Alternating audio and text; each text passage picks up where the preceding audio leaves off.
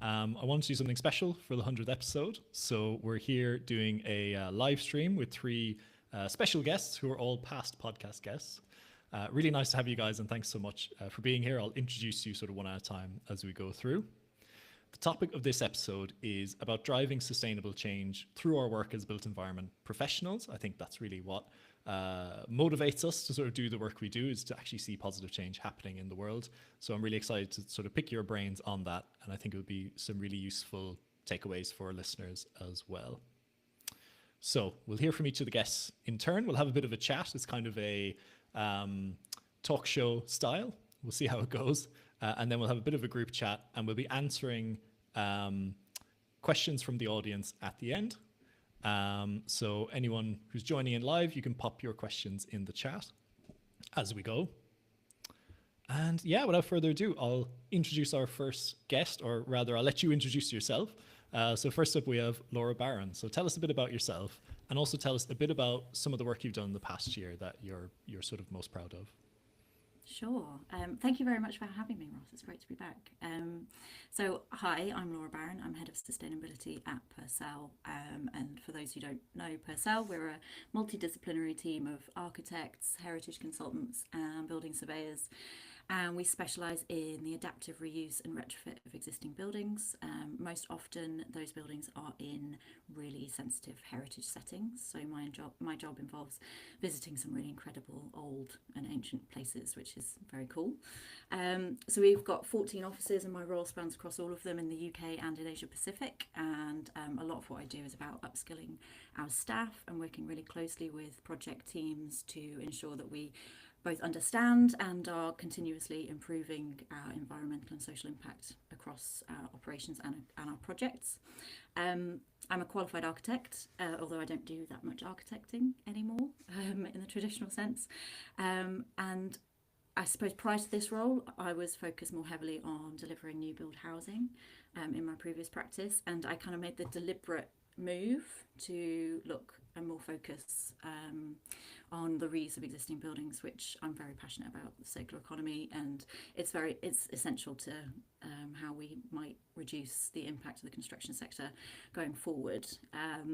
So whilst my background isn't in heritage necessarily, I've learned quite a lot working in heritage, and I think one of the things that I find most interesting, and I've learned from working with so many people that are really passionate about conserving buildings, is that there's loads of amazing lessons that we can learn in how we take care of, preserve and adapt our built heritage, how we value it, more than just like £1 per square metre cost. And I think that there's some really interesting approaches that we should apply to all existing buildings, regardless of whether or not they're listed.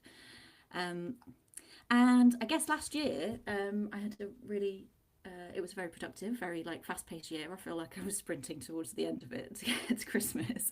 I think a lot of people felt like that.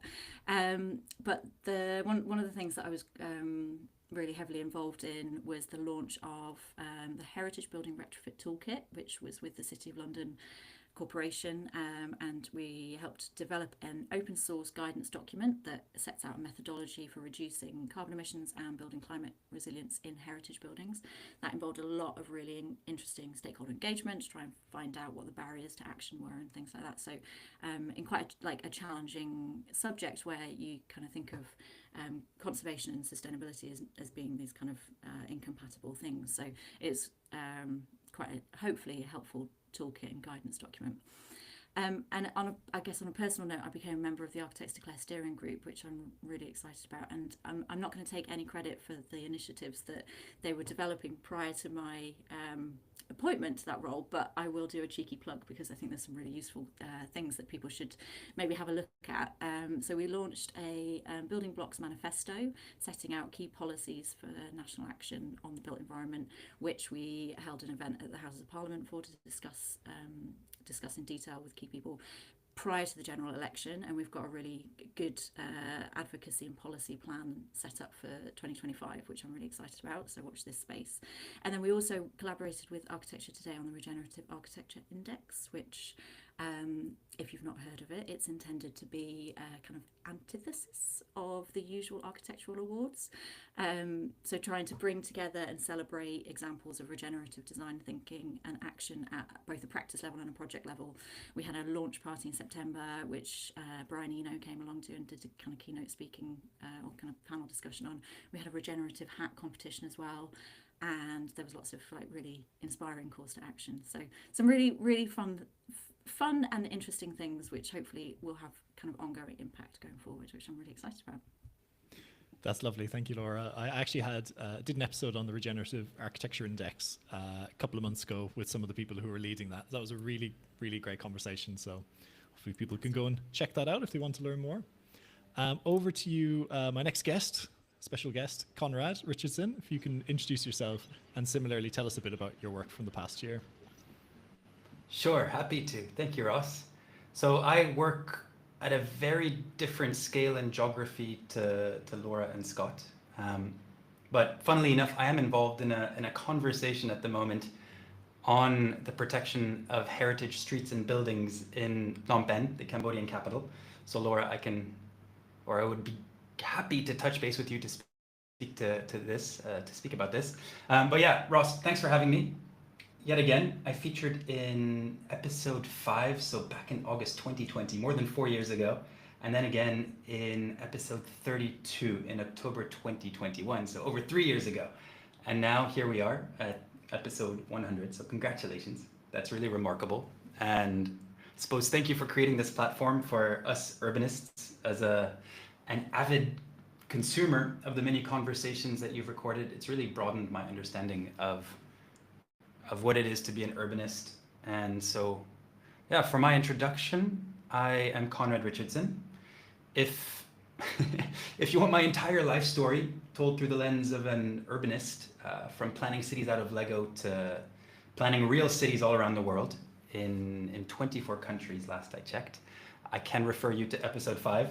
However, that's now somewhat outdated. A lot has happened in the last 4 years, which I can speak to throughout today's episode. But essentially, I'm a sustainable urban mobility specialist that specializes in emerging cities.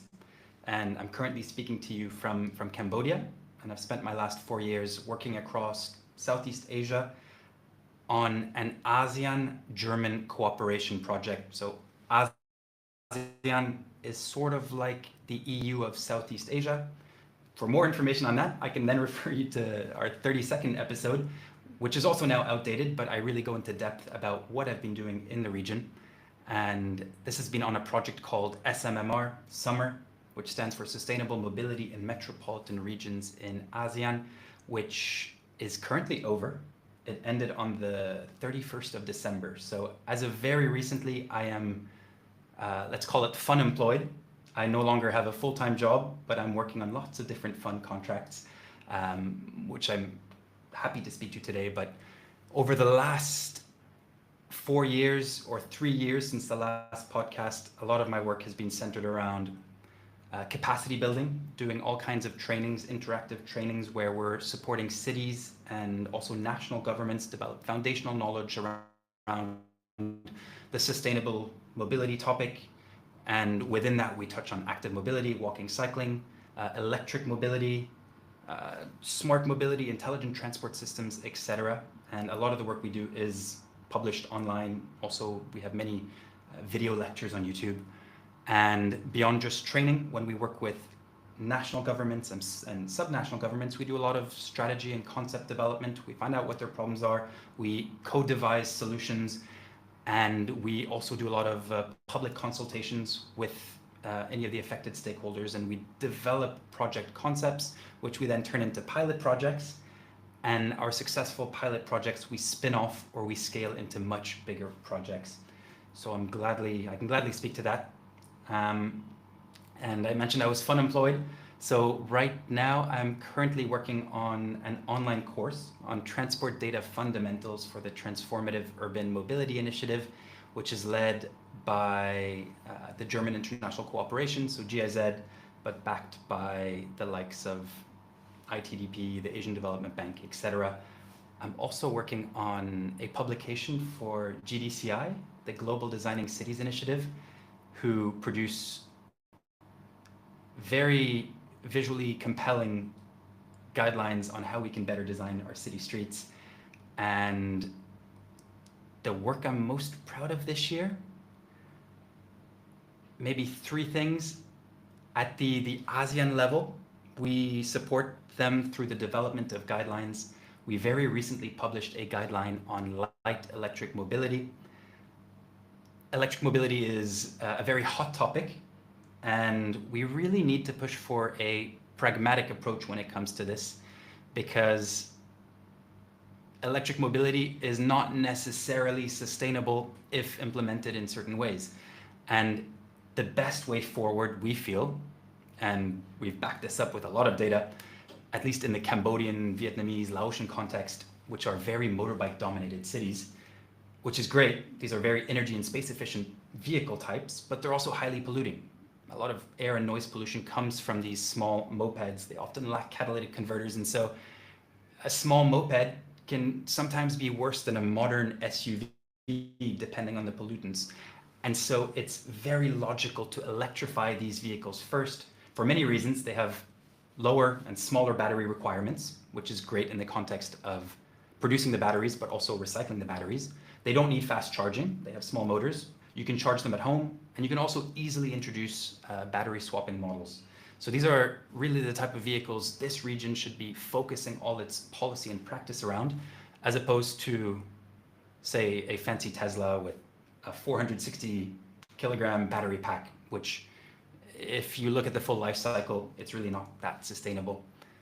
Then maybe at the city level, I've been doing a lot of work on redesigning school zones to make them safer for kids. And this is part of a broader effort to improve active mobility in cities in the Philippines. I've been doing this in the north of the Philippines in a city up in the mountains called Baguio. Beautiful place. And there we worked with the mayor to improve walking in the city. It's desperately needed. And we wanted to explore this topic in the most gentle way possible. Sometimes, say, closing a street or redesigning footpaths along commercial corridors, it can be political suicide. And so we didn't want that. We wanted to approach the topic very gently, and we felt that approaching the topic around school zones and kids and framing it not as active mobility projects, but as road safety projects designed to make it safer for kids to get to school would be a better way to approach this topic and show the public what can be done. And if there's time, I'd love to speak to this project, because it's now, they're exploring how they can replicate it in more than 30 local government units or 30 other cities in the Philippines. And then lastly, I'm working on a new online course for the Transformative Urban Mobility, the TUMI Transformative Urban Mobility Initiative, which builds on the previous course they developed with University College London on transforming urban mobility. And in this course, I am leading the bulk of the course, and it covers all things related to data for sustainable mobility. And we have lots of really interesting case studies from many different cities where I've traveled to, Phnom Penh, Manila, Bangkok, Shenzhen, Barcelona, and many others. We've also interviewed many subject matter experts from around the world and featured many different tutorials on how you can manage the data that you've measured using, say, GIS tools, modeling tools, and simulation tools. But I'll leave it at that. And Ross or any of you, if you have any questions, I'd be happy to expand. That's excellent. Thank you so much, Conrad. I've written down a few points that I'm sure we can come back to later. Speaking of noise polluting vehicles, there's someone with a leaf blower outside who's just making an absolute racket at the moment. So I'm hoping that's not getting picked up on my microphone, but apologies if it is. Over to you, Scott. Please tell us a bit about yourself and some of your projects. Yeah, so again, thank you very much for having me, Ross. It's been 3 to 4 years since I spoke on the Green Urbanist class, but first of all, thank you so much for inviting me back and for hosting all of us to mark what is a really special milestone, because Conrad's absolutely right that I've also been kind of avid and keen follower of the podcast, and and lots of the teaching and upskilling work I do, I always find myself recommending it, even back to early episodes. But to introduce myself as well, I'm Scott Macaulay. I'm a regenerative design and infrastructure specialist with Archetype. We're an architecture studio spread across Edinburgh, Hereford, and London, who've been kind of pushing the curve of sustainability for about 40 years and trying to normalize and champion the kind of passive house standard as a way of delivering high performing buildings. And lots of the work that I do is I have a wide repertoire of very niche sustainability skills, from ecologically appropriate building materials to life cycle analysis. I've spent lots of the past 3 years looking at the life cycle impacts of retrofitting estates at scale. So looking at between kind of 4 to 6 local authority scale buildings at one time, and quantifying what the carbon savings are of taking those to different levels of retrofit. So the Interfit Informed Retrofit Plan has had pilots with the City of Edinburgh Council, where over 500,000 square metres of buildings were looked at. So we've got this really huge growing data set that we're applying to more local authorities as we take on those projects. I'm currently helping to lead on the very first one we're looking at in Wales, where we're looking at one building which is in 4 blocks, which are every single block has been built at a different stage of it in time. We've got traditional buildings, we've got mid-70s, we've got 80s, we've got 2006, and every single one of them is wildly different.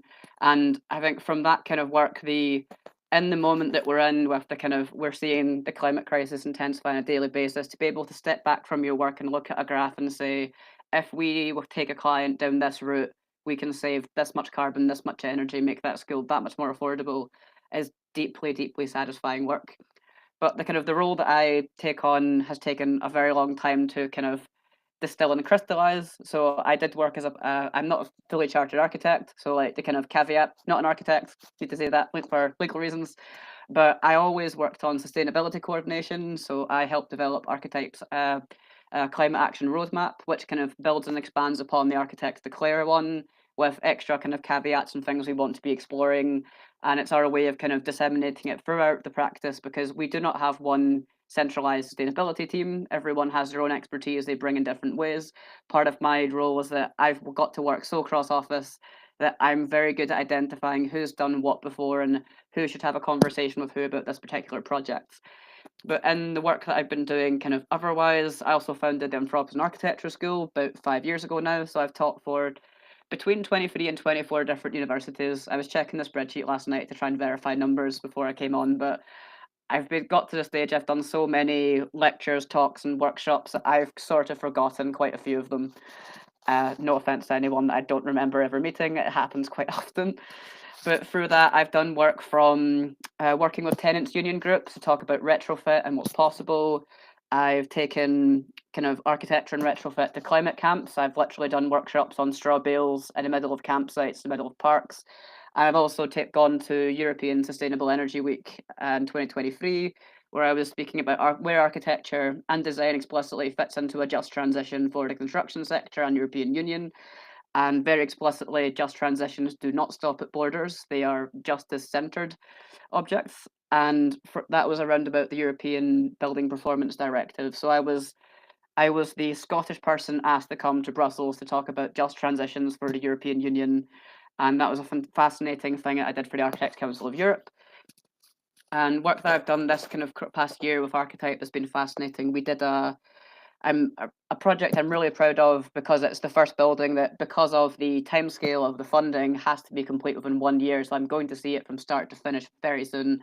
Was a eco classroom for Fircroft College of Adult Education in Birmingham, where their ambition was to deliver a classroom that was replicable within a grant funded budget, that was a piece of infrastructure for teaching what sustainability was for local SMEs, for their learners, for their staff, for any other college wanting to learn. And this was the ambition, and they've been doing some fantastic things. We're working with WikiHouse on that project, so all of the high performance kind of upgrades and developments on the system we develop then become open source. So all that work is becoming disseminated. But I really, my favorite story of the year of creating regenerative jobs and opportunities was, upon the week that we announced that I'd changed my role, I suddenly got a question from a passing colleague saying, I have a friend in another practice who's looking to relocate 4 stories worth of building materials from an office in central London. Is that now part of your job? Like, what can you do with this? And it turns out that I can make that part of my job, and I can help kind of facilitate conversations between clients, contractors, demolition contractors, uh, and we have now managed to get reused building materials that will, if it all comes together, most of this interior of the building that their students will see every single day, they'll be able to identify the street in London that it came from and to be able to trace it back to there. So that's one sort of story I'm really excited about, because I'm always asked with this circular economy, what is possible? What can we do? Can you give me an example? And as of 2024, I can say yes. You can go to Faircroft College of Adult Education and you can see it, and you can speak to this contractor who can give you a fantastic CPD, by the way. They're called KPHD Construction. It was a CPD our co-owners absolutely loved as well. Another piece of work from the past year that's been very kind of exciting for me is I've contributed chapters to kind of books for the very first time. So I taught for the International School of Reconstruction in 2021. This is part of an EU Interreg project, looking at how do you double the amount of reused materials in construction in Europe by 2035. Big aim, lots of ambitions. But part of this was an international summer school. And I was asked to write a chapter that I based on a lecture responding to the question, are we preparing students with the right information during a climate crisis to practice?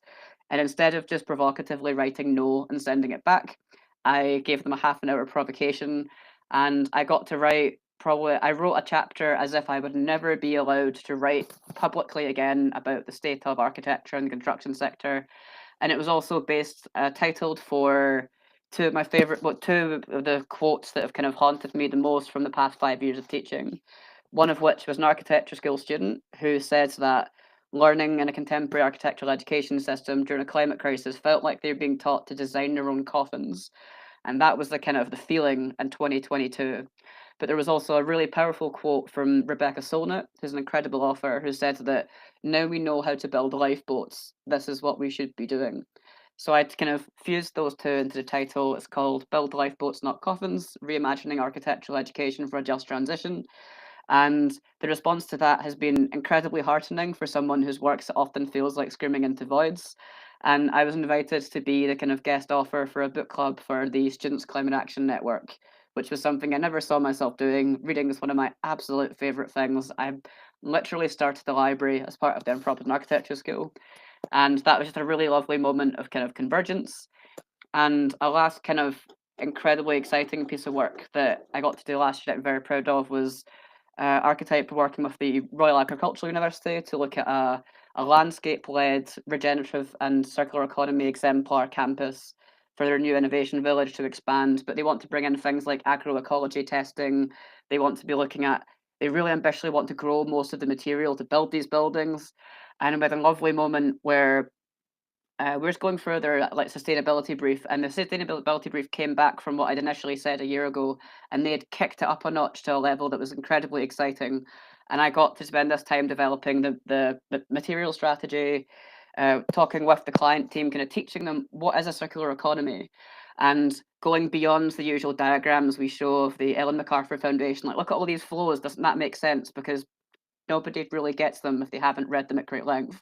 So we took them through it really quite kind of gently and expansively to here's what the circular economy means. So I used the metaphor of a farm, so inputs and outputs. So I brought it back to agriculture for them. And I often use the metaphor of a garden to explain a circular economy to people, because if we start with these kind of quite simple metaphors, we can expand them and we can bring in the more complex and technical side. And from the workshop, 1 hour of it was we're going to teach you, and the second one was here's an invitation, let's apply our learning right now to what more do you think we can do with the sustainability brief. And the hardest part about that afterwards was only actually deciphering what people had excitedly written all over the paper, because everyone got so excited, because I found that when you do the teaching side and you bring people along and you treat because we all kind of universally, we're all still learning about applying sustainability, and when we want to kick it up to regenerative and have outcomes that are doing more good than harm, that's a whole new kind of that's a massive leveling up. So as we were taking the client team through this, they got incredibly excited. And bringing this into kind of meetings and otherwise, that people kept on bringing up that they'd really enjoyed doing this, and there was partnerships within their own organisation that they hadn't considered because they hadn't had the time to sit and weave them together in this way. So I've had a lovely time in the past year doing things at the scale of a classroom, 160 square meter classroom up to a campus. And then to kind of finish, part of my work is on kind of regenerative infrastructures. And that's very, very intentional. That's an invitation as much of a provocation of my kind of workflow. So it's looking at the cultures in construction, it's looking at the social side of how we work with contractors, how we work with clients. And there was a festival done by Built Environment Smarter Transformations. They're based in Scotland, they're an innovation centre. And I got asked, what do you think we should do in terms of events? Like, how many should we do? If we gave you free rein to do a few things, what would you do? It's like, so I've got three scales I'd absolutely love to do. So scale one was we spoke with structural engineers that we'd collaborated with about embodied carbon, life cycle carbon, from the perspective of an architect and a structural engineer, and had this really incredible dialogue across this audience.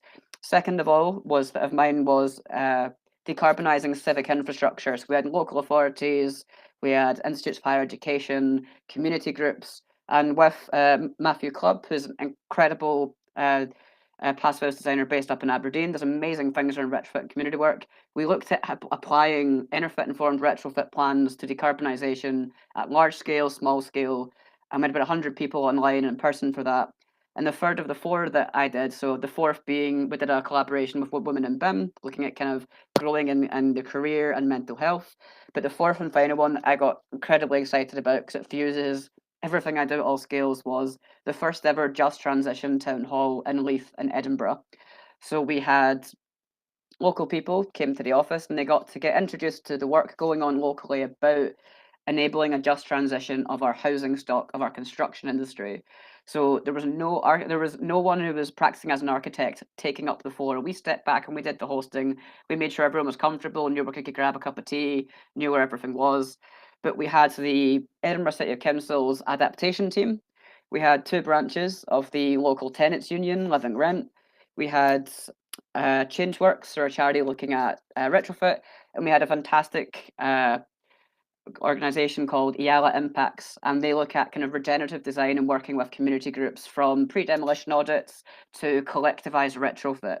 And we had this amazing conversation, which we'd planned to try and break people out into groups. So we left that as one big open town hall because it was fantastic. But the richness of the conversation between the adaptation team and the tenants union, conversations that had never been had before, and just how excited people got afterwards, and people felt energized about the work they were doing because we held up the infrastructure for people to imagine what a just transition could look like in their local area.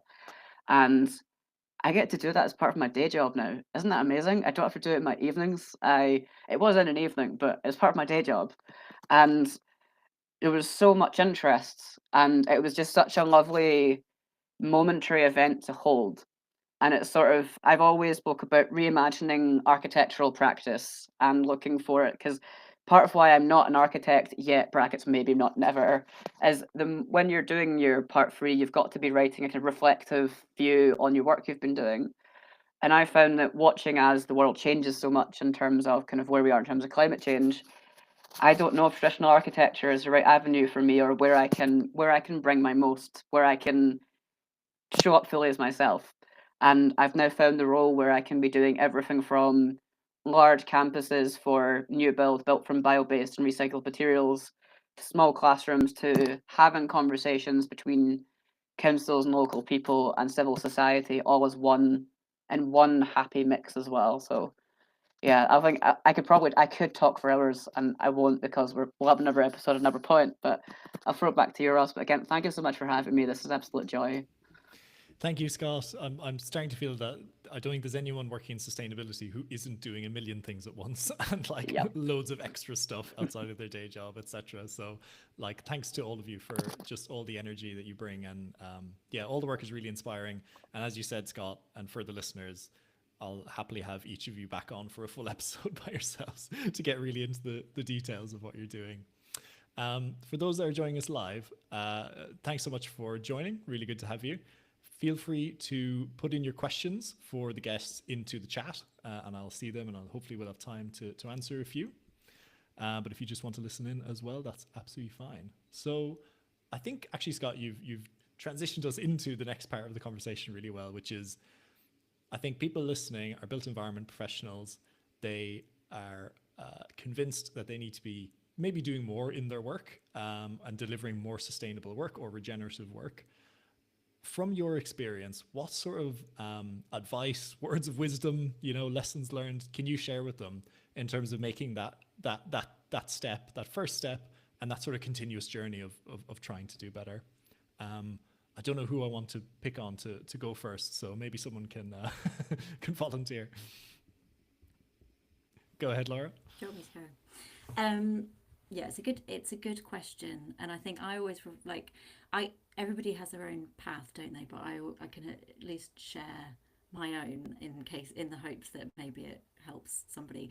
But I would always just say talk about it. Just talk about it with everybody, and it doesn't matter what your role is and what level you're at. You have a voice and you have a right to talk about it. Whether you're if you're in a senior position, use that power and influence, and if you're in a more junior position, make sure you're shouting to the people that are in a senior position that can act on your behalf. I would also say, don't be an individual. Find people that share your passions and share your enthusiasms. I certainly, when I started out in this world, I found ACAN, Architects Climate Action Network, the most amazing, powerful collection of people. And you can find people, whether you're interested in natural materials, circular economy, there's a lot, whatever area of this very ever growing vast topic you're interested in, you'll find somebody there that's shares those interests, and a huge wealth of knowledge as well. So I definitely say anybody who's not aware of their work, I'm sure most of your listeners already are. And I think as well, the thing that keeps coming up from what everybody's said about energy, I think you have to be able to sustain a level of energy in this area that is hard, particularly like Scott, what you mentioned, when you're finding that you're just talking into a void a lot. Things aren't moving at the speed that we all know that they should be moving. So I think it helps to find the thing that you can do that is combined with the things that you love doing. So if you love drawing, can you use those skills to explain ideas and inspire people? If you love walking in the woods, can you get involved with groups that are helping advocate and protect nature? If you're a big politics geek like me, can you find others that are trying to lobby for government change and get the topic on the agenda? It's just trying to pick something that you've got energy for and that you can sustain that energy for, because it's a vast world of information, and being able to do something that you're actually enjoying doing. Everything that Scott said really resonated, and if someone will pay you to do it, then that's brilliant. So yeah, it takes energy, it takes patience, and I think the one thing that I've learned most recently, it's taken me a long time to realize, but not everybody sees the world through my eyes. And so understanding that even though you're talking to people, and I was finding that I was getting more and more frustrated when people weren't necessarily just agreeing with everything I was saying, surprisingly, but actually trying to think of ways to talk about the subject at a level where people can relate through their own eyes, because not everybody experiences the world in the same way, and not everybody has the kind of capacity and headspace to worry about things that are on this kind of quite global, scary scale. So I think it's just trying to be patient and kind to yourself, is what I would say. That's very, very wise words there, Laura. And I think the idea that there isn't one thing that everyone can do, but that everyone has things that they can do that fit their skill set and their interests and their passions, I think is such an important point. So thank you for making that. I'll hand over to, was it Scott you were jumping in? I was just about to add to that from a very different angle, but it does relate, and it all comes down to our frameworks for thinking. And as you say, people see sustainability through a different lens, and at least in my work, I work mostly with governments, higher level officials, and they see the sustainability in a different light sometimes to us. Sometimes a favorable light, sometimes not such a favorable light. It can seem like a bit of a burden to them. And for this, I think it's really important to reiterate the four pillars of sustainability. Ross, last time we spoke, you added an extra pillar that I never considered, but the three pillars, we have environmental sustainability, economic sustainability, social sustainability, etc., as well as cultural sustainability, which touches on your world, Laura. And the fact of the matter is, and this is something I have to make very clear to the different public entities I work with, we can't have environmental sustainability, at least not in the long term, without economic sustainability, especially in a context of growing wealth disparities. If people have less disposable income, if we say shrink the middle class, then we have to work more and we'll have much less time to care about the environment. And so we can't have one without the other. And the same applies to, say, social sustainability. If we can't design our cities to be nice, livable human habitats, then we live lifestyles where there isn't a strong incentive to want to have environmental sustainability because we're so divorced from the outdoors and from the natural environment, which is a huge problem, especially in the emerging cities, the places where I work. Europe has beautiful parks, great green corridors. You can immerse yourself in nature in most European cities. But if you go to places like Manila, I work a lot in the city of Manila, Phnom Penh, where I'm currently speaking to you from, it's impossible to access nature, and that doesn't necessarily make young people want to sustain what we have. But just circling back, it's really important that when we think of sustainability, we have to check all these boxes simultaneously. I love that, Conrad. Thanks. And I think it's like you're pointing on to something there about the ripple effects of the work that we do in terms of there's the stuff around carbon and materials that is very easy to measure, but then there's this whole other world of lifestyle and happiness and well-being and nature connection that is very difficult to measure, but it has ripple effects in terms of how people will engage with the natural world and with sustainability going forward. I'll hand over to Scott if you had anything you wanted to come in with. Yeah, I think it definitely speaks to the kind of the idea of entry points, because whoever we're speaking to, their entry point to sustainability could be entirely different to us. So from my own background, I got into sustainability from looking at mental health design in university, which then led me down a materials rabbit hole, which then led to going and learning to build with hempcrete, which then led to going to the French Alps, helped build the French hempcrete chalet, which then I got very material focused. And I came at everything from materials first. That was my kind of go-to. But I was finding there was lots of people who'd be looking at it from more of a social side, where if you're coming at it from entirely technical, it's very hard to kind of square that kind of round peg square hole kind of problem. And it is, I've found over the years more and more and more that we have so many technical solutions. We've had centuries of amazing ideas, development, epiphanies, etc. And it's the social and cultural and political we are now hitting very, very hard. We're seeing the extent of the political imagination where you can be told, like a government in the UK can be told that the state of housing does about £1.4 billion worth of damage to your healthcare system every single year, and they don't do anything about it. It's so lots of I've found lots of the work I do with them for Upson Architecture School shows that trajectory of my own learning. So it went from climate literacy to agency and entanglement. So looking at personal ability to affect change, to apply learning, but entanglement was entanglement within the political landscape and the politically possible that we currently reside within. So kind of late to end stage capitalism. It then moved on to looking at spatial justice, so the kind of disparity and outcomes between people on a race and a class basis, and looking at the not just the reality of sacrifice zones, that our economic system would not function without ever growing sacrifice zones. And then the last of them was very much inspired by the work of Max Haven from the Radical Imagination Project in Nova Scotia. and Rob Hopkins' work from looking at his book From What Is to What If, then podcast From What If to What Next, the radical imagination and creating space for people to imagine the world if we're applying the technology we already have in ways that we're taking care of one another. And I found that it's incredibly liberating and empowering for people to learn something, but then have to imagine it being applied to their daily life and how that can change. Because we do have that, there is those kind of four pillars and the cultural. When I was in university, we didn't talk about culture. We got very little architectural history, unfortunately, as well. Lots of we in architecture school, you don't get taught all the things you think you're going to get taught, and it's quite sad.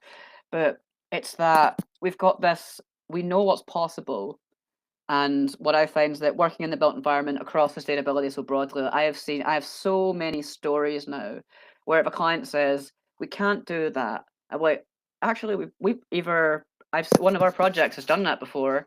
Would you like to visit it? Or here's a list of 5 other ones around Europe. And it's pulling that knowledge together as well. But I'd say that lots of it is the problem isn't just people don't know what this is. Lots of it is the imaginary that we're afforded by our media, by our politics, by culture as it stands in the westernized world that stems from colonization, imperialism, militarism to a huge degree. People can't imagine something different. And it's you bought that I had an epiphany midway through talking to students for the Architectural Interaction Network. And I was like, I was never told to use my imagination in architecture school. I had five years of learning about designing, but we weren't being taught to design for the future. We weren't designing for the world as it's going to become.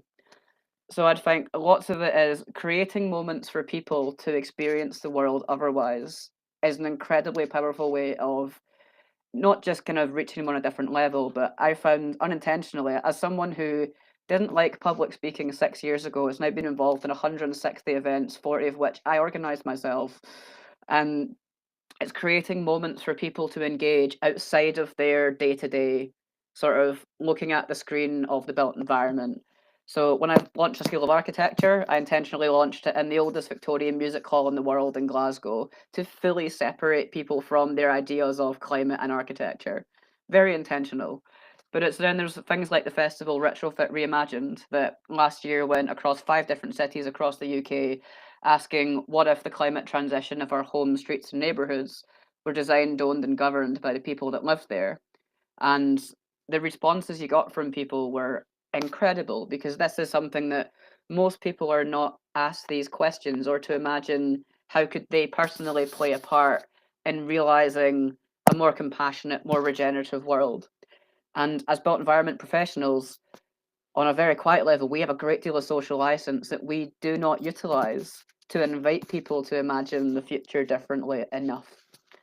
And that's what, when I have a part of my work when working with clients, is we offer to teach, offer to explain with. Was doing some consultation work on Civic Square's public square demonstrator. An architect took them to the Utopia building, so we took them to an interfit level retrofit of a telephone exchange, which is an exemplar in the like circular economy, reusing materials. But we also took them to, even though they wanted to do a retrofit, we took them to the Enterprise Centre at University of East Anglia to let them see and experience and touch and feel regenerative materials on a scale they had never seen before. And we've got lots of power through, and I'll also cite reference for this. In 2018, I hosted an event for CEDA on materials, and Sam Foster spoke about taking clients to buildings built from different materials so they could experience them and engage with them in a very personal way. So thank you, Sam. You're getting credit 6 years later for me pushing for tours to buildings so people can experience this, because we've got lots of agency and strategies and power that we can be implementing that can be invitational.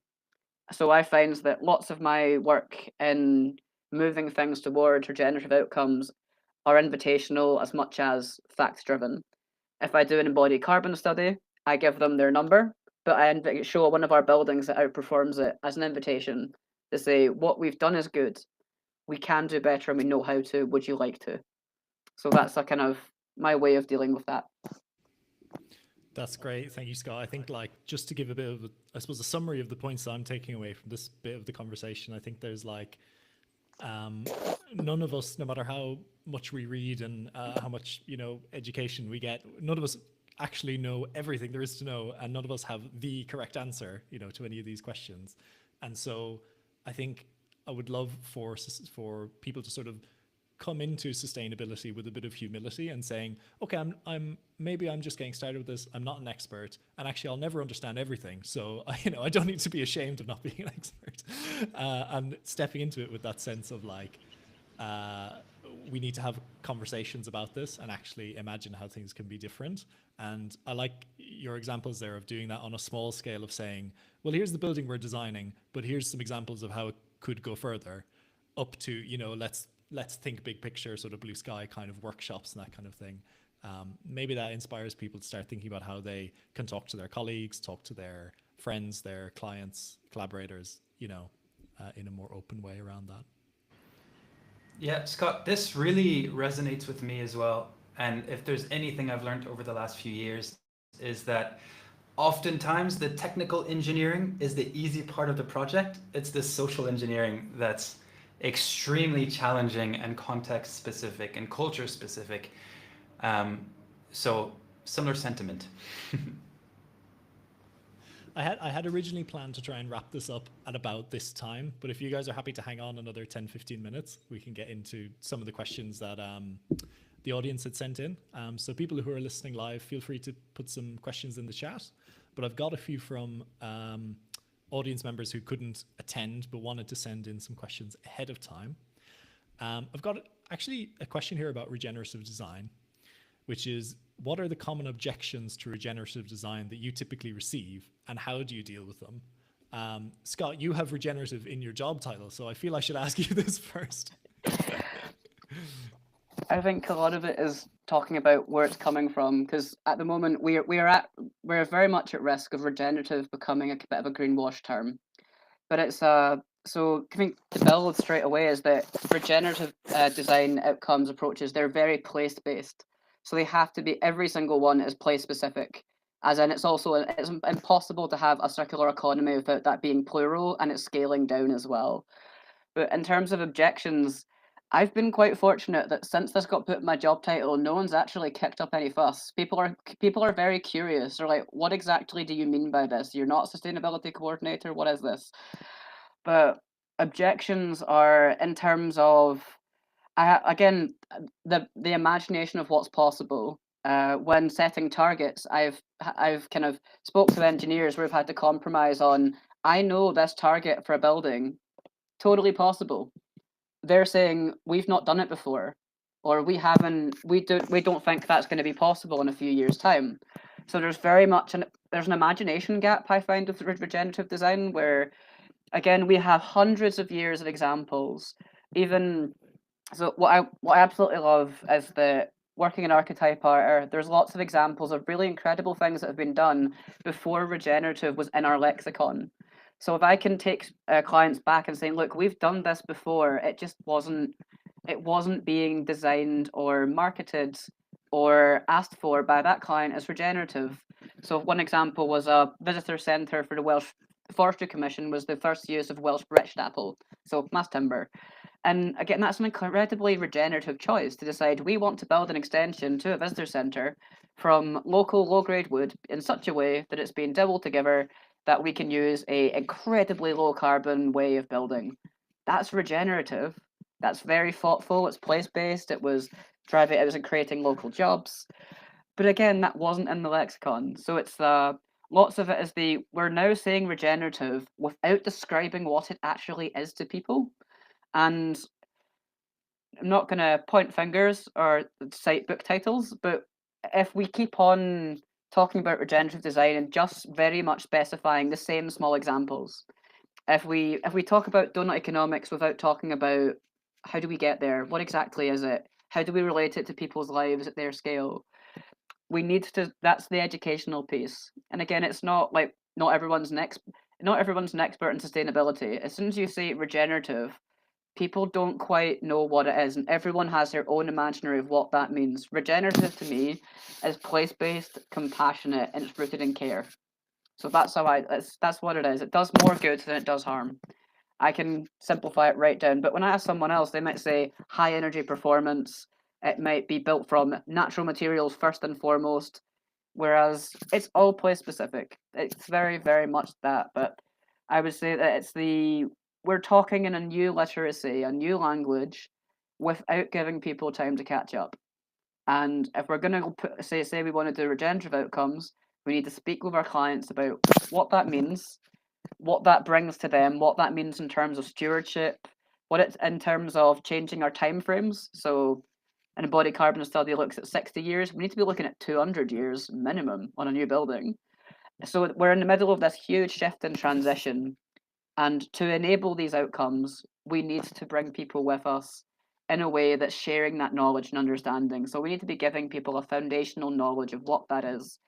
That's probably the blocker at the moment. Not for all of it. There's political problems that I could go into for 3 to 4 hours, but that's a big gap. There's a big imagination gap of what is possible and what does this mean. Yeah, that makes sense to me. Laura, Conrad, anything you want to add on to that? Yeah, I was just finding my unmute. Yeah, I agree with everything Scott said there. And I think there is a risk that it becomes more another form of greenwashing if we're not clear about how we're defining it. And I think there was another question in advance of this session about terminologies and definitions and things. And I think it's a really important thing to address. But I think with the regenerative, I find like Scott used the word stewardship, and I think just being good ancestors, good custodians, that's how I see it, and co-evolving with nature rather than seeing it as a resource. And I think talking in that kind of language is it regardless of whether or not you use the word regenerative, I think people kind of get it. People get being a good ancestor and thinking about future generations, right? And it is that long-term thinking. And I think we're in a privileged position at Purcell that we deal with. We're constantly surrounded by buildings that are hundreds and hundreds, sometimes 1,000 years old. So there's already a kind of mindset as to how you can think about buildings in a longer term. But I think that's the biggest barrier. That default of 60 years for a design life is just wild when you think about it, because hopefully we all reach past 60 years. You want your building to outlive all of us, surely. But I think in terms of the common objections, going back to the original question, I think is probably worth like touching on costs, because that is probably the biggest objection to any sort of sustainable measures or anything. And it is, and unfortunately, it's still seen as quite a big barrier. And I think, again, it just comes back to how you frame the terms around cost and around value, and not just defining capital cost, but looking at what the long-term cost or the anyway cost of repair and maintenance of buildings would be, and just taking a view that is much more like holistic rather than just focusing on this cost of like pounds per square metre upfront capital cost, which seems to be the kind of, unfortunately, just what is stuck in everybody's head. So I think there's definitely language is key, and how you describe things, but that long-term thinking as well, and the interlinking of those, I think, is really important. Thank you, Laura. I'm going to move on to our final question, and I think I'll start with you, Laura, with this one, which is what gives you hope that things will change at scale, presumably change towards a more sustainable way of life? Yeah, it's a good one, this one, isn't it? Because I think my instant reaction, and I'm sure you guys probably felt the same way, like hope's quite a passive action, isn't it? You're kind of putting your faith in external factors that you yourself have no control over. So it's kind of different. It's like hoping for a white Christmas. You can't really control it. So you're hopeful. And I'm not saying that I don't have that. I'm just saying there's so many global factors and things that are happening that are taking us in entirely the wrong direction. It's very difficult to put my faith in the people that are in charge around the world to kind of really do anything radically different. But and I appreciate that sounds very pessimistic, which I think is necessary to kind of confront sometimes. But actually, what I try and do is turn what that feeling is into something that I am able to positively action in my own life. And it kind of, in a way, it makes me even more determined to ensure that I am kind of doing things within my own life to have kind of positive impact. And that's essentially what's driven my career for the last 4 years. So I think there are definitely, having said that, there's things that I'm quite optimistic about. I think that just the things that you guys have all talked about, the things that you're all doing, all the different initiatives that are happening all over, this isn't a niche subject anymore. It's complicated and it's growing, but it's not a niche add-on thing. It's something that everybody has got an awareness of, whether they're doing anything about it or not. But I think we're certainly finding lots of clients are coming to us with a desire to decarbonise, to use less energy, to be, because they're getting pressures from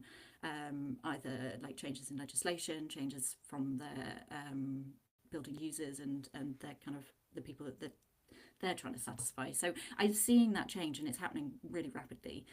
And I think things like, I don't know if this is a very UK focused example, but things like the Marks and Spencer's demolition, proposed demolition, which has now been, it has approval to be demolished.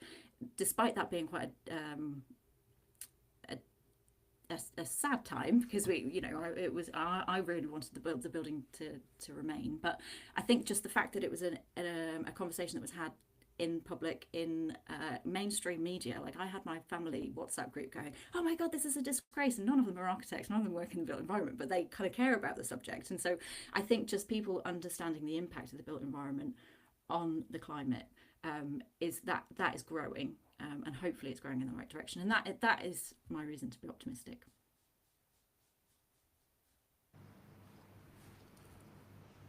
That is awesome, thank you. I'm going to pass over to Conrad. Yeah, maybe I can zoom out with more of a global outlook on this. And yeah, we essentially have 3 choices, and I've probably said this before, but we can mitigate, we can adapt, or we can suffer. And the more mitigation we do, the less we need to adapt, and thus the amount of suffering is reduced, which is certainly important. And mitigation for a long time was the primary focus of the United Nations and all their affiliates. But now it's increasingly becoming adaptation. Huge funds are now being mobilized more for adaptation than for mitigation, for obvious reasons. And so in this context, it's hard to be hopeful. It really feels like we're slipping, but there are major trends and many interesting things happening both in mature economies and emerging economies. I've been away from Europe for a long time, but you look at a city like Paris, it became very cycle friendly from 2020 onwards, and it's inspired a lot of work in cities in Southeast Asia. You look at cities in the emerging economies, you have Dakar in Senegal. They launched the first electric BRT. So many interesting things are happening. And there's several things that give me hope, although my thinking is not well formed around this. We spoke about growth and degrowth, but you look at many mature economies, demographically, we are looking at population decline in many places. And that's equally problematic, especially in a growth-based system. But at the same time, this can also alleviate some of the more climatic-related issues that we're facing. Then in the context of emerging cities, which is more the world I work in, where we have slightly over half the global population living. And in these economies, countries, cities, this is where much of the growth is going to happen. And as mentioned throughout our conversation, there's been huge technological advancements across the board, be it material sciences or how we manage and operate our cities. And I often say that having less today can mean having more tomorrow. It's not always bad for these emerging cities to not have all the technologies that have been used in the West, because in the West or the mature economies, we're stuck with all this legacy infrastructure, whereas here we have more of a clean slate, a blank canvas to work with. And in a context of technological advancements, you can also apply, say, Moore's law. So over time, processing power and capabilities is improving exponentially. And you also have Wright's law. So the more we produce something, the cheaper it gets. So a lot of these emerging economies, they have access to really advanced technologies for a much lower cost. And that gives me a lot of hope. To take an example, let's take an unpopular example, road user charging, like the low emission zone in London, which is not popular for vehicle drivers, but it's a great way to curb congestion, to cross-finance good public transport, to promote more transit-oriented development, sustainable urban mobility, very important things. This concept, road user charging, doing it in an automated way, like the low emission zone, began in Singapore. They have electronic road pricing. Same approach, you have gantries, your vehicle drives over, it deducts money from an e-wallet.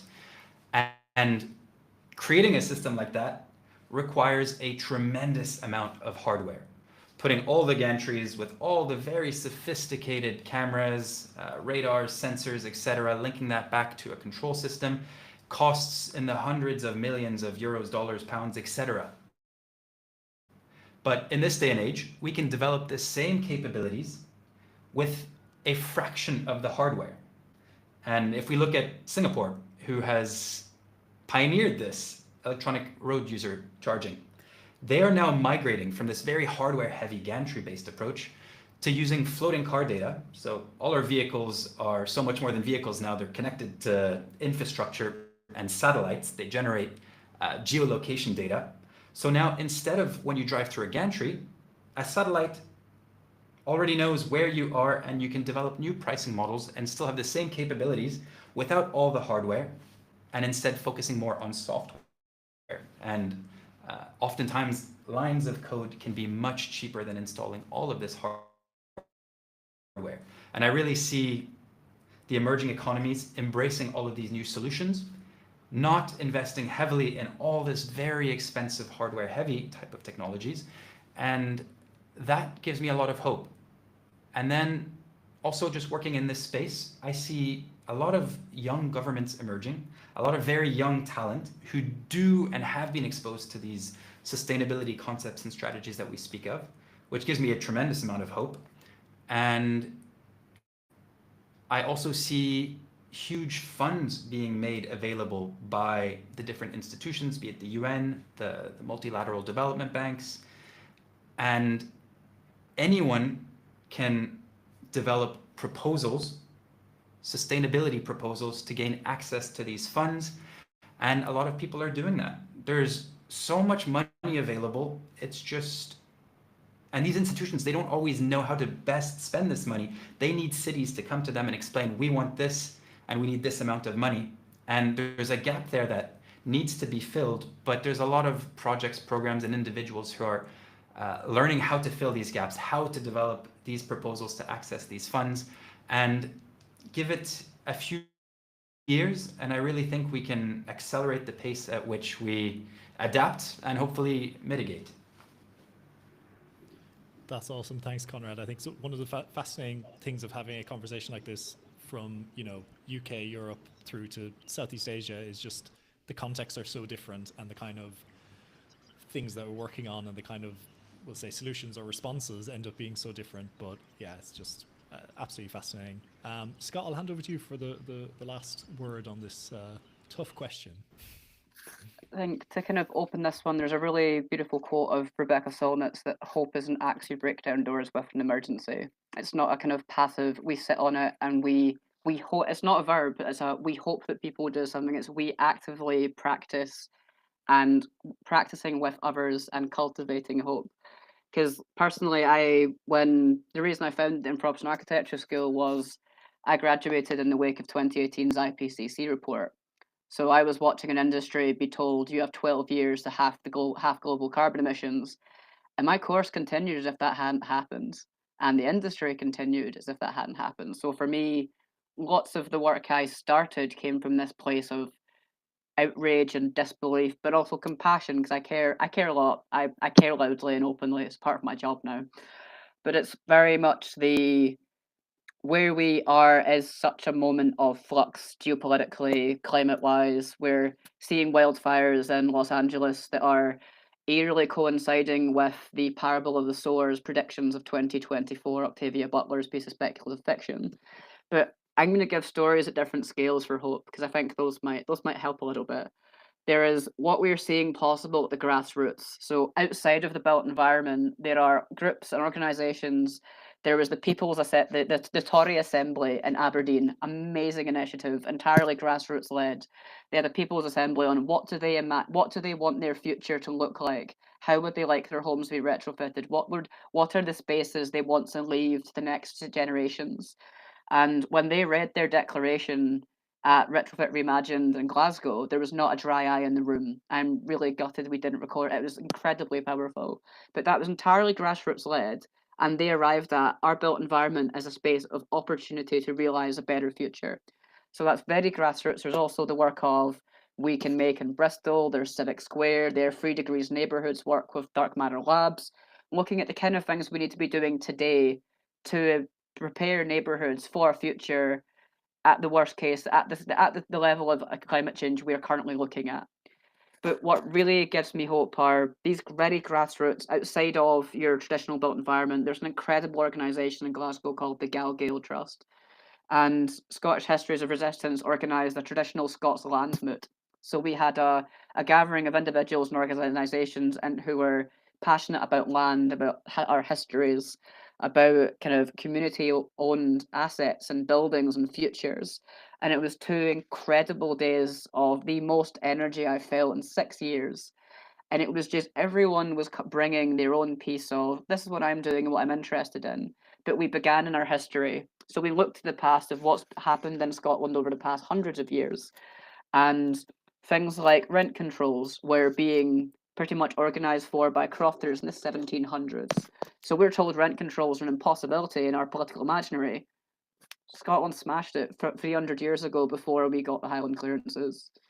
So there's like our histories have so much richness to learn from as well that we can be looking back to be looking forward, like the Civic Square's example of the neighbourhood GP. That started out incredibly small. It was in the form of kind of collectivised community owned assets in Wales and then became the national health infrastructure we see today. And in terms of infrastructurally, in Scotland, we have the Scottish Futures Trust, which looks at infrastructural funding. And we've had transformational funding models on schools where they have an energy use intensity target they have to demonstrate to guarantee 25 years of funding.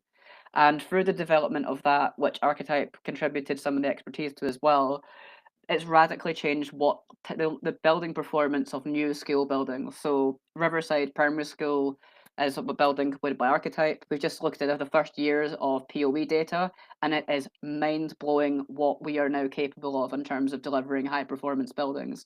You could be, if we built schools like this, we could be reducing the size of the substation infrastructure nationally. That's possible today.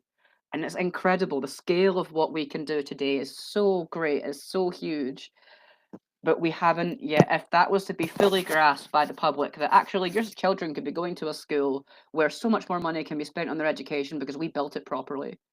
Like that's a massive overnight shift. So that's an incredible one. Scottish Futures Trust, thoroughly encourage you to have a look at that. There's also the Scottish Passive House equivalent that's been pushed for and mobilised for, which would basically mean that for people who, instead of going into passive house too heavily, I'll make it incredibly concise. In terms of heating demand, we'd be looking at increasing the heating demand, reducing it by between 5 and 6 times for every new built home in Scotland from that being implemented. That's what a passive house equivalent would do to our energy demand at national scale for new housing.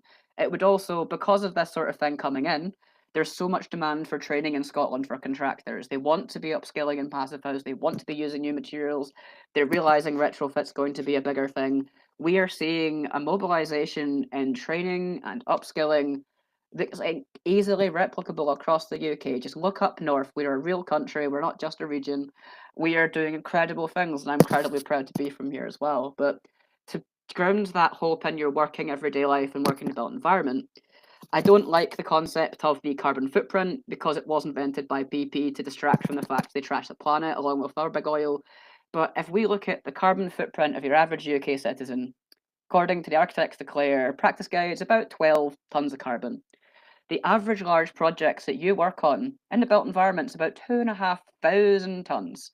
So you've got this massive possibility window of about 196 times greater. So you could reduce more carbon in one building than living for 196 years. And I open every presentation with clients about this, with architects, with students, and say the agency you have in working on a built environment, on the choices you make, they are so much bigger than anything that you've been told is the only contribution that you can make to reducing the impact of climate change. And that's an invitation to everybody who works in the built environment, whether you are installing windows, whether you are whether you're an air tightness champion on site, whether you're laying bricks, whether you're designing M&E systems, you have a hand in an 196 times bigger window than your life, every large project you work on. And that's huge. And that's amazing. And I am gutted that we weren't being taught this sort of thing when I was in uni, or I might have done something a bit differently along my haphazard trajectory of career-wise. But that's the scale of agency you have in the built environment every day you go to work. And by combining that with the having conversations, with things like unionization for better pay and better collective bargaining, with newer regulations coming in. They aren't fast enough, but we might get there eventually, fingers crossed. But it's the capability of what we can do, the possible is so great. It could be so compassionate. It could be delightful. It's not utopian for me to say to someone, we can design you a home with minimal energy bills, that's healthy for your children, that has that you will not get mold in and asthma, because we are going to detail it in such a way that it's going to be prepared for future rainstorms, and we can design it in such a way that you can have the connection with your neighbors that your great grandparents used to talk about, the connections with their neighbors in tenement halls and terrace streets. That's all possible. That's not utopian. That's me just saying, if you let me design this well, we can realize a better future. And that's possible in the built environment. We've got the infrastructure of what we have is so huge. And I think to kind of wrap it up as well with a bit of an impetus and a bit of an invitation and challenge. If you look at the design life of concrete, you're talking about 100 years maximum. This will make sense eventually, don't you know? So all of the post-war infrastructure we built in the 40s and 50s is hitting the end of its design life. Not design life, but its physical capability of standing up. In Glasgow, we are seeing motorways and expressways being held up with steel gantries as they decide, hopefully, what to do with them. We're at a time where a transition of that infrastructure is inevitable. It is going to happen. It has to happen. What type of transition do we imagine for it with what we are capable of doing, with the types of futures that we have the ability to create? So instead of looking at this as an, oh no, everything's falling down, it's the, what do we use it for next? What is the next life of that material, and what do we replace it with? Because the energy grid's gonna have to be upgraded at some point. And if we coincide better building performance with upgrading the energy grid, simple maths tells you don't have to rebuild the same size of infrastructure. And if we phase out fossil fuels, about between a third and a half of all fossil fuels are used to move fossil fuels around the planet. If we phase them out, we don't have this massive demand. So it's combining what we are capable of in synergistic ways that take care of people, that give them agency, that give them governance over how they are deployed, because a just transition is a consensual transition. It is not something that we decide from top down, because in the UK we've seen an unjust transition before. We've seen it in kind of mining, we've seen it in shipbuilding, we've seen it in steelworks very recently. But what also gives me huge, huge hope as well is looking at what's happening in regenerative agriculture and what's being done around land use and what's being done about kind of people-powered governance. we are capable of all these imaginative things that don't always need hardware, that can be changing in processes, changing in how we steward and living it, and kind of throwing away that mythology that we are disconnected from nature, because we are absolutely not. The mind is also not disconnected from the body. I'll bust that myth at the same time. But we are capable of realizing a future that's beyond irresistible to any client you speak with if you understand where they're coming from and how you align those outcomes with their own visions and goals. And but yeah, that's for me. That's the yes, I have climate anxiety. Yes, I have spells of despair and dread. But when I step back and think about what we are capable of if if we initiate just transitions that are place based and local, that put taking care of people at the center, what we could be giving to people today and for generation after generation after generation could be sensational, could be amazing, beyond any sci-fi you've ever imagined. And I'll leave it there because again, I could go on for a while. It's one of my favorite topics. Thank you, Scott, and thank you all for those responses. I would love to just keep talking about this, but I want to be respectful of your time. We've gone over an hour here, so I will wrap things up. Thanks to Conrad, Laura, Scott for joining, for those really insightful perspectives. I'm going to look forward to listening back to this at some point. I think I'm going to have to think about my own what gives me hope, and I might do a separate episode on that because I have a couple of things in mind that I think is worth sharing, and it's worth sort of not only talking about problems but also talking about what's going right and focusing on that as well, as much for our mental health as for anything else. Great. For those of you listening, if you have enjoyed the past 100 episodes of the Green Urbanist podcast and you'd like to see it keep going, the best thing you can do really is share it with a friend or a colleague who you think will enjoy it. That really helps just to like spread the word, get more people listening. It really, really helps. And feel free to send me a message. There's a link on my website, contact form that you can fill out and email me. I love to hear from listeners and hear what you're working on, what you'd like to learn more about in the future. And yeah, good luck for 2025, and I'll see you next time. Thanks, everyone.